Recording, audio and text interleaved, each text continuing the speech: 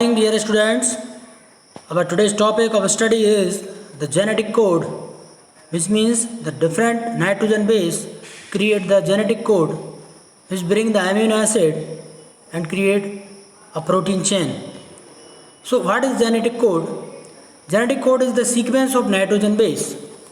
Genetic code में nitrogen base इस तरह से जुड़े रहते हैं, तीन तीन के सेट में रहते हैं और इस तरह से ये तीन तीन के ग्रुप में मिलकर एक कोड बनाते हैं।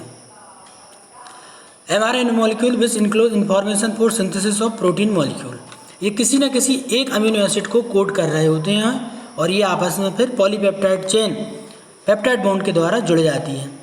The genetic code is the set of rules by which information encoded in genetic material. DNA और आरएनए के अंदर जो भी इंफॉर्मेशन रहती है इस कोडोन के रूप में, ये ABCD जो लिखे हुए हैं इनके रूप में स्टोर रहती है और ये फिर जो भी लिविंग सेल को प्रोटीन चाहिए वो प्रोटीन बनाने में ये जेनेटिक कोड मदद करता है।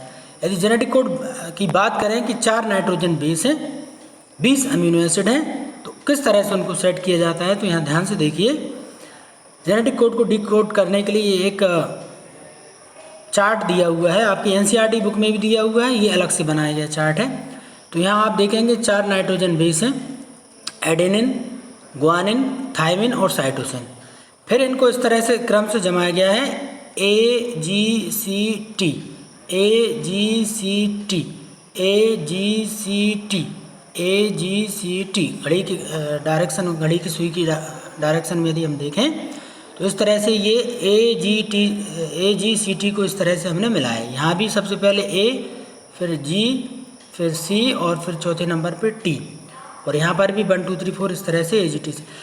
अब जब हमने इनको मिलाया, यहाँ पर शुरू में AG, फिर CT, फिर AG और CT, फिर AG और CT, इस तरह से तो हमको अमीनो एसिड प्राप्त होते हैं। जैसे कि यहाँ पर ये अमीनो एसिड है, सबसे पहला मान लो ये ग्लूटामिक एसिड है, ये कोड करता है आपका AAG को, ठीक है। ACT को कोड करता है एस्पार्टिक एसिड, तीसरा ग्लाइसिन, चौथा एलेनिन, पांचवा वेलिन, छठवा ग्लूटामिन, ठीक है। उसके बाद आर्जिनिन और ये प्रोलिन, ये ल्यूसिन, ठीक है। और ये जो रहते हैं स्टॉप कोडोन है, ये स्टॉप कोडोन है ना। इसके बाद ये टायरोसिन, ये स्टॉप कोडोन है, ये किसी को कोड नहीं करता। Tryptophan, cysteine, serine, leucine, phenylalanine, lysine, asparagine, arginine, serine, threonine, ठीक है। और ये मिथियोनिन जो कि स्टार्ट कोडोन भी कहलाता है, और आइसोल्यूसिन। इस तरह से अमीनो एसिड को हमने अलग अलग नाइट्रोजन बेस में बांटा गया। Discovery to understand how protein are encoded began after the structure of DNA was discovered by James Watson and Francis क्रिक।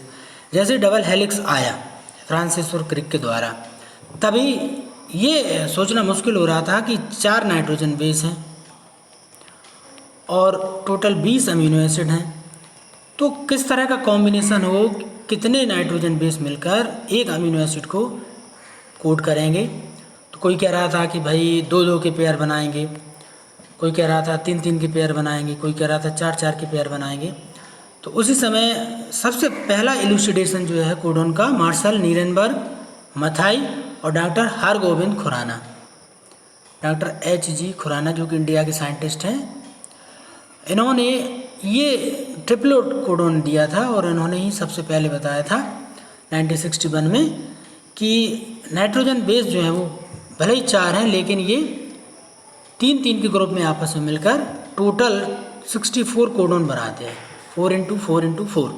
और ये कब संभव हो पाया? ये संभव हो पाया वेरियस डिसिप्लिनरी, जैसे हमारी आज की जो नई शिक्षा नीति है, मॉडर्न एजुकेशन पॉलिसी, वो ये कहती है कि आपको अकेला बायोलॉजी का होकर नहीं रहना है, बायोलॉजी के साथ साथ फिजिक्स का नॉलेज भी होना चाहिए, केमिस्ट्री भी पढ़ सकता है, आप आर्ट्स भी पढ़ सकते हो, कॉमर्स का नॉलेज भी हो।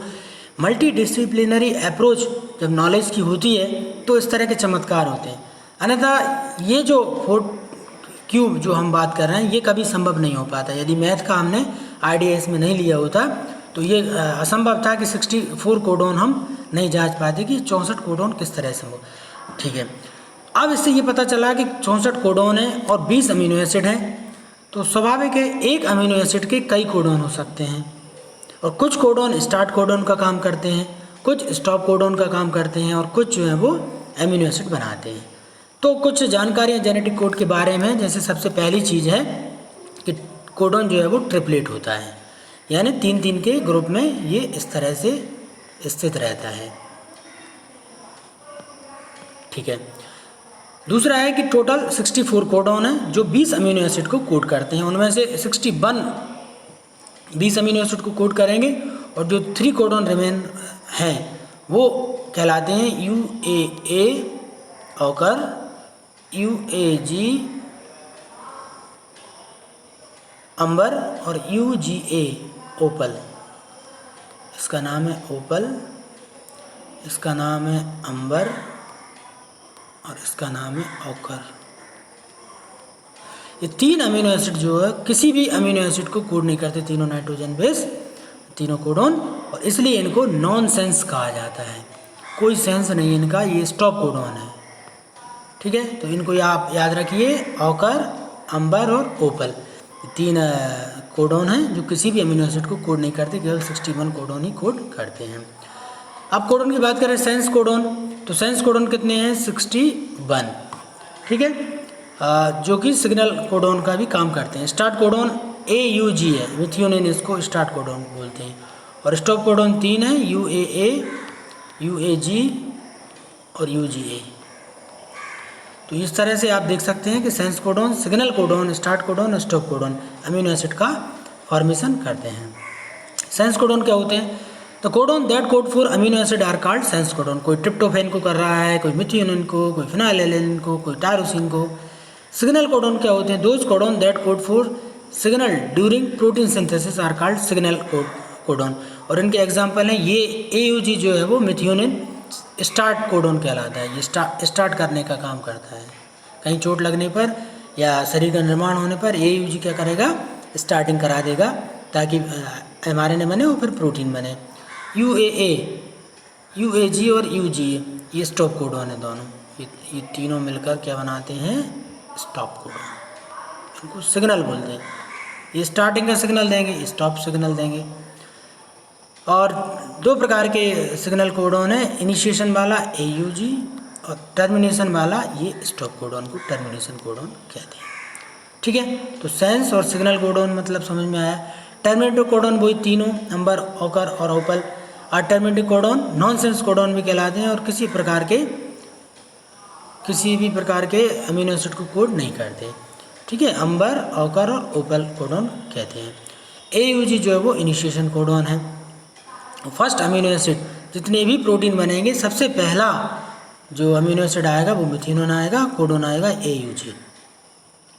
At the starting point it code for methionine in eukaryotes and formal methionine in prokaryotic. यानी यूकैरियोटिक की बात करें या प्रोकैरियोटिक की, AUG जो रहता है वो यूनिवर्सल कोडॉन है, स्टार्ट कोडॉन है, और ये कैसा है? यूनिवर्सल है। फ्रॉम प्रोकैरियोटिक टू यूकैरियोटिक सब में ये काम करता है। ठीक है, कोडॉन और एंटी कोडॉन में क्या डिफरेंस है? तो थोड़ा सा ये ध्यान रखिए, कोडॉन DNA और RNA दोनों में प्रेजेंट हो सकता है, लेकिन एंटी कोडॉन हमेशा किस में प्रेजेंट रहेगा? RNA में। एंटी कोडॉन कभी भी DNA में मौजूद नहीं रहता। कोडॉन को हमेशा 5' to 3' डायरेक्शन में लिखा जाता है और एंटी कोडॉन को 3' to 5' डायरेक्शन में लिखा जाएगा। और कुछ tRNA का एंटी कोडॉन जो रहता है एक अमीनो एसिड से ज़्यादा कोड है। इसका मतलब कोड डिजेनरेट रहता है। एक अमीनो एसिड को कई कोडॉन कोड कर सकते हैं, इसको डिजेनरेसी ऑफ कोडॉन कहा जाता है। क्योंकि 61 कोडॉन है 20 अमीनो एसिड को, तो स्वाभाविक है एक अमीनो एसिड के कई कोडॉन हो सकते हैं, लेकिन एक कोडॉन से केवल एक ही अमीनो एसिड कोड करेगा। ये मतलब होता है यूनिवर्सल है।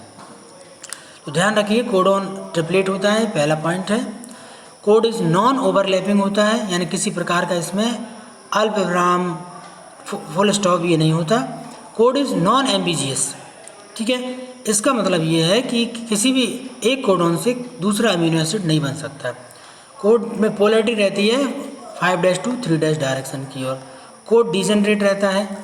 ठीक है, और कोड जो है वो स्टार्ट कोडॉन का भी काम करते हैं। यूनिवर्सल होता है, प्रोकैरियोट से लेकर यूकैरियोटिक सब में AUG मिथेनियन का काम करेगा तो करेगा, ठीक है। कोड डिजनरेट रहता है और साथ में क्या है MBCS, यानी 1 अमीनो एसिड, ये ध्यान रखिए 1 अमीनो एसिड, इसके क्या हो सकते हैं मैनी कोडॉन, लेकिन 1 कोडॉन का क्या होता है 1 अमीनो एसिड, ये ध्यान रखिए। ये MBCS कहलाता है कि 1 अमीनो एसिड के, है ना, कई कोडॉन हो सकते हैं। और डिजनरेट का मतलब होता है 1 कोडॉन जो है वो केवल एक अमीनो एसिड को कोड कर सकता है, दूसरे को कोड नहीं कर सकता।